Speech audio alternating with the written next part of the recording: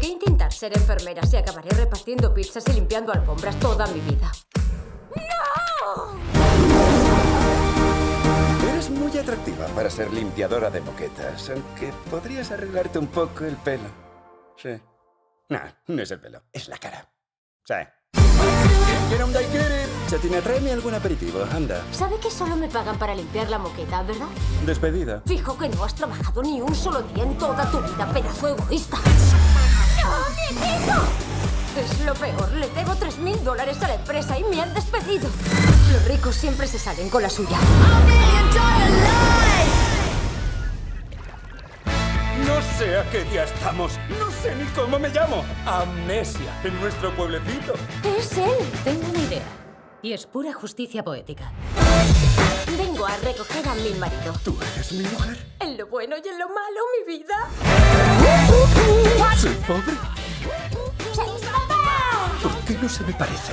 Recurrimos a un donante de esperma. Soy estéril. ¿Cómo me gano la vida?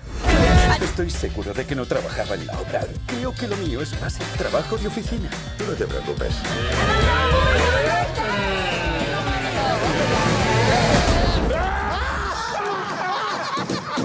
Hola, cariño. ¿Cómo ha ido tu primer día? Y le dije, ¿qué? Y entonces me dijo... ¿Pero por qué solo hace tus tareas? No os va a hacer de canguro. ¿Porque es un pervertido? Claro que no. ¿Qué es un pervertido? Nada. ¿Puedo tener uno? Me esforzaré un poco más. A lo mejor hasta me sorprendo. Anda, si ya sabes irse en los ruedines. Me ha enseñado papá.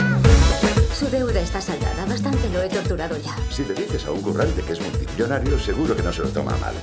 Me gusta mucho tener padre. Quiero quedármelo. Sois una gran pareja. Baby, tonight is the start of a life. Yo quiero que tú pongas las manos arriba.